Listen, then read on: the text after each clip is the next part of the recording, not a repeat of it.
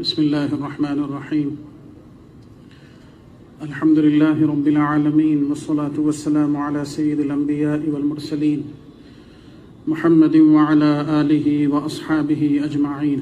أما بعد، قال الله تبارك وتعالى في القرآن المجيد: أعوذ بالله من الشيطان الرجيم. بسم الله الرحمن الرحيم. يريدون ليطفئوا نور الله بأفواههم والله متم نوره ولو كره الكافرون. وقال تعالى: ولو كره المشركون. وقال النبي صلى الله عليه وسلم: أنا سيد ولد آدم ولا فخر، أو كما قال عليه الصلاة والسلام. وقال النبي صلى الله عليه وسلم: لا يؤمن أحدكم حتى أكون أحب إليه من والده وولده والناس أجمعين، أو كما قال عليه الصلاة والسلام. نقیب ملت صدر اجلاس محترم جناب بیرسٹر اسد الدین اویسی صاحب، صدر کل ہند مجلس اتحاد المسلمین، اور دیگر حضرات علماء اکرام اور قائدین اعظام، نگاہ عشق و مستی میں وہی اول وہی آخر، نگاہ عشق و مستی میں وہی اول وہی آخر، وہی قرآن وہی فرقان وہی یاسین وہی طٰہٰ۔ اسلامی تاریخ ایسے عشاقوں سے اور ایسے جانثاروں سے بھری پڑی ہے جنہوں نے اپنی جان کا نذرانہ حضور اکرم صلی اللہ علیہ وسلم کے ناموس کے دفاع کے لیے دیا ہے۔ مجھ سے پیشرو بیسیوں مقرر نے، بہت سے علماء نے، بہت سے قائدین نے واقعات کی روشنی میں آپ کو بتایا کہ حضور اکرم صلی اللہ علیہ وسلم کے زمانے سے لے کے غازی علم دین شہید کا زمانہ ہو، یا یہ صدی عامر چیمہ جیسے لوگوں کو بھی دیکھ سکتی ہے، جو حضور اکرم صلی اللہ علیہ وسلم کے ناموس کے دفاع کے لیے اپنی جان کا نذرانہ پیش کرنے سے پیچھے نہیں ہٹے۔ غازی علم دین شہید رحمت اللہ علیہ، جب علامہ اقبال نے ان کا وکالت نامہ داخل کیا اور غازی علم دین شہید کے پاس وکیلوں کی ایک جماعت کے ساتھ پہنچے اور ان سے کہا کہ غازی علم دین، میں آپ کا مقدمہ لڑنا چاہتا ہوں، یہ ہمارے لیے سعادت کی بات ہے کہ ہم حضور اکرم صلی اللہ علیہ وسلم کے ایک جانثار کا مقدمہ لڑے جس نے حضور کی شان میں گستاخی کرنے والے کو اپنے آخری انجام تک پہنچایا تھا۔ یہ ہمارے لیے سعادت کی بات ہے۔ ہم آپ سے صرف ایک چیز کا تقاضا کرتے ہیں، ایک چیز کی درخواست کرتے ہیں، آپ کل عدالت کے سامنے، کل جج کے سامنے یہ کہہ دیں کہ جس وقت میں اس ملعون کو مار رہا تھا، اسے قتل کر رہا تھا، اس وقت میں اپنے ذہنی توازن کو کھو چکا تھا، جنونی کیفیت کے اندر تھا۔ غازی علم دین شہید نے آہ بری اور کہنے لگے کہ زندگی پوری غفلت میں گزری، وہی تو وہ مرحلہ تھا جس وقت میں پورے ہوش میں تھا۔ ہم ایسے جانثاروں کی اولاد ہیں، ہم ایسے جانثاروں سے تعلق اور رابطہ رکھتے ہیں، اسی لیے اے گستاخان رسالت، خبردار خبردار، میں اس اسٹیج سے ان سے یہ کہتا ہوں کہ تم نے ہمارے گھروں کو مسمار کیا، تم نے ہماری معیشت کو اجاڑنے کی کوشش کی، تم نے ہماری دکانوں کو جلایا، تم نے ہماری بنڈیوں کو ضائع کیا، غریب مسلمان، امیر مسلمان، ہر ایک کے پیچھے تم پڑے۔ حد یہ ہے کہ موب لنچنگ تم نے کی، عورتوں کی عصمتوں کے ساتھ تم نے کھلواڑ کیا، ہزاروں فسادات اس ملک کے اندر ہوئے، ہزاروں مسلمانوں کا خون بہا، کروڑوں کی املاک تباہ ہوئی، لیکن یاد رکھو وہ معاملہ ہماری ذات کا تھا، لیکن نبی پاک صلی اللہ علیہ وسلم کی ذات پہ آنچ آئے گی تو یہ نوجوان خاموش بیٹھنے والا نہیں ہے۔ میں یہ کہتا ہوں کہ اس ملت کا، اس امت کا بوڑھا بھی اپنا سینہ سامنے پیش کرے گا۔ تو تیر آزما، ہم جگر آزماتے ہیں، تو گولی آزما، ہم اپنا سینہ آزماتے ہیں۔ ہمیں اس ملک سے محبت ہے، ہمیں اس ملک سے پیار ہے، ہم نے اس ملک کو آزاد کروایا ہے، ہمارے علماء نے اپنی جانوں کی قربانیاں دی ہیں۔ ایک ایک وقت میں ہزاروں علماء، ہزاروں مسلمان جھاڑوں پر لٹکا دیے گئے، پھانسیاں دے دی گئیں۔ ہم نے اس ملک کو اپنے خون سے سینچا ہے۔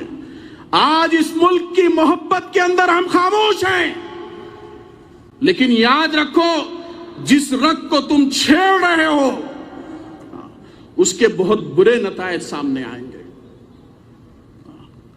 اس کے بڑے خطرناک نتائج سامنے آئیں گے۔ مسلمان اس سے پہلے بھی ہمارا ہے۔ ہمارے قائد جانشین شیخ الاسلام حضرت مولانا سید ارشد مدنی صاحب دامت برکاتہم نے ایک دفعہ ایسے ہی ایک بہت بڑے اور شاندار اجلاس میں کہا تھا کہ مسلمان 20 فسادات جھیل چکا ہے، ہزاروں مسلمان شہید ہوئے ہیں، لیکن یاد رکھو مسلمان شہید ہوں گے، اب بھی شہید ہوں گے، 1000 شہید ہوں گے، 20,000 شہید ہوں گے، 50,000 شہید ہوں گے، 1,00,000 شہید ہوں گے، لیکن اپنے دین کے لیے شہید ہوں گے، اپنے اسلام کے لیے شہید ہوں گے، اپنے حبیب پاک صلی اللہ علیہ وسلم کے ناموس کے لیے شہید ہوں گے۔ لیکن تم سوچو کہ اس ملک کے امن و امان کا کیا ہوگا؟ تم کیسے سنبھال پاؤ گے؟ 25 کروڑ مسلمانوں کے جذبات کے ساتھ جو کھلواڑ تم نے کیا ہے، آج تک تم کر رہے ہو۔ تم خطوط لکھ کے بتاتے ہو کہ یہ فرنج ایلیمنٹس ہیں، آج ان فرنج ایلیمنٹس کو کیوں گرفتار نہیں کرتے؟ آج انہیں سلاخوں کے پیچھے کیوں نہیں ڈالتے؟ تمہیں ملک کی معیشت سے پیار نہیں ہے؟ تمہیں اس ملک کے روزگار سے پیار نہیں ہے؟ اس ملک میں بسنے والی عوام کے جذبات کا تمہیں خیال نہیں ہے؟ آج تم مجھ فرنج ایلیمنٹس کے پشت پناہ بن کے بیٹھے ہو۔ اسی لیے میں یہ کہتا ہوں کہ سلام اس پر کہ جس کے نام لیوا ہر زمانے میں، سلام اس پر کہ جس کے نام لیوا ہر زمانے میں بڑھا دیتے ہیں اپنا حصہ سرفروشی کے فسانے میں، بڑھا دیتے ہیں اپنا حصہ سرفروشی کے فسانے میں۔ یاد رکھیے یہ امت مسلمہ وہ امت مسلمہ ہیں، اگر تم نے اس کی تاریخ نہیں پڑھی ہے تو ایک دفعہ پڑھ لو، ایک دفعہ پڑھ لو۔ میں یہ بات عرض کروں گا، ہمارے ریاست کے صدر محترم حضرت مولانا مفتی غیاث الدین رحمانی صاحب، جن کی ہدایت پہ اور جن کے سفر کی وجہ سے میں یہاں پہ آیا ہوں، ان کی یہ بات ہی میں آپ تک پہنچاتا ہوں، ان قائدین کی خدمت میں پہنچاتا ہوں کہ جو لوگ ٹی وی ڈیبیٹوں میں جا رہے ہیں، وہاں جا کے دوسروں کے مذاہب کا ساتھ چھیڑ چھاڑ کرتے ہیں، استہزاء کرتے ہیں، مذاق اڑاتے ہیں، ان عقل کے اندھوں کو یہ نہیں معلوم کہ اللہ قرآن میں کہتا ہے وَلَا تَسُبُّوا الَّذِينَ يَدْعُونَ مِن دُونِ اللَّهِ فَيَسُبُّوا اللَّهَ عَدْوًا بِغَيْرِ عِلْمٍ۔ تم کسی اور کے خداؤں کو برا مت بولو، فَيَسُبُّوا اللَّهَ عَدْوًا بِغَيْرِ عِلْمٍ، وہ بغیر علم کے، بغیر جانے کے تمہارے خدا کو، اللہ کو برا کہیں گے۔ ایسے لوگوں کا بائیکاٹ ہونا چاہیے۔ مسلم پرسنل لا بورڈ نے جو اقدام کیا ہم اس کو سراہتے ہیں۔ کچھ چہرے ہیں جو ان ڈیبیٹوں کا حصہ بنتے ہیں، جنہیں نہ سر معلوم ہے نہ پیر معلوم ہے، اپنی شہرت کے لیے وہ اسلام کو بدنام کر رہے ہیں، وہ اس ملک کے حالات کو خراب کر رہے ہیں۔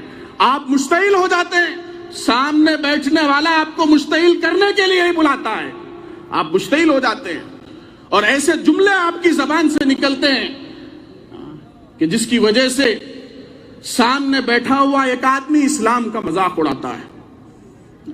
یاد رکھیے، اس کو ختم ہونا چاہیے۔ اور میں آخری بات آپ حضرات کی خدمت میں رکھ کے اپنی جگہ لیتا ہوں۔ دیکھیے، ہے آیا یورش تاتار کے فسانے سے، ہے آیا یورش تاتار کے فسانے سے، پاسباں مل گئے کعبے کو صنم خانے سے۔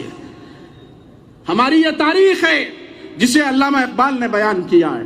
حالات آتے ہیں، آتے رہیں گے، نہ اسلام کبھی ختم ہوا ہے نہ ختم ہوگا، نہ اسلام کبھی مٹا ہے نہ مٹے گا۔ ہمارا یہ ایمان اور عقیدہ ہے کہ ہمارے وجود سے اس دنیا کا وجود ہے۔ جب تک ایک اللہ اللہ کہنے والا اس روئے زمین پہ باقی رہے گا، اللہ اس پورے نظام کو چلائیں گے۔ جب ایک اللہ اللہ کہنے والا کوئی باقی نہیں رہے گا، پھر یہ پورا روئے زمین کا نظام درہم برہم ہو جائے گا۔ اسی لیے ڈرنے کی، گھبرانے کی ضرورت نہیں ہے۔ یہ موجیں آتی ہیں آپ کو اونچا اٹھانے کے لیے، آپ کو بلندیوں تک پہنچانے کے لیے۔ میں اپنے بچوں کے ساتھ بیٹھ کے میں نے ایک دفعہ تجزیہ کیا۔ میں نے کہا کہ اسلام کا، مسلمانوں کا ڈاٹا نکالتے ہیں کہ کس زمانے میں مسلمانوں کی کیا تعداد اس روئے زمین پہ تھی۔ 1930-35 کا کے زمانے سے ہمیں وہ اعداد و شمار ملتے ہیں۔ 35 کے اندر مسلمانوں کی تعداد 12.5% تھی روئے زمین پہ، پوری دنیا کے اندر۔ آپ دیکھیں کہ گزشتہ صدی خلافت عثمانیہ کا زوال، مسلم ممالک کے ٹکڑے، اور جگہ جگہ مسلمان قوم ریفیوجی کی حیثیت سے زندگی گزار رہی ہے۔ اگر آپ آج کی تاریخ کے حساب سے یہ کہیں کہ دنیا کی سب سے بڑی ریفیوجی قوم مسلمان ہے تو غلط نہیں ہوگا، لیکن آپ تاریخ اٹھا کے دیکھیں، آپ تجزیہ کر کے دیکھیں، میرے حوالے سے آپ وہ اعداد و شمار یاد رکھیں۔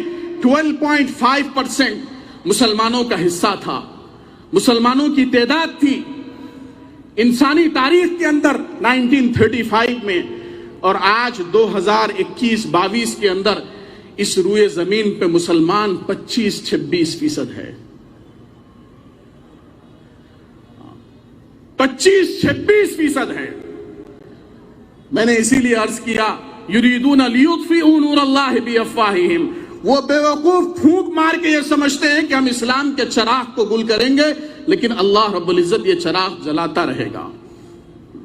اسی لیے ہم ان نفرت کے پجاریوں سے بھی یہ کہتے ہیں، ہم اس نفرت کے شکار لوگوں سے بھی یہ کہتے ہیں، نہ تم اسلام کو بجھا سکتے ہو، نہ تم اسلام کو روک سکتے ہو، نہ تم اسلام کی اشاعت پہ قدغن لگا سکتے ہو، ہاں یہ ضرور کر سکتے ہو کہ تم اسلام کے آغوش میں آ سکتے ہو۔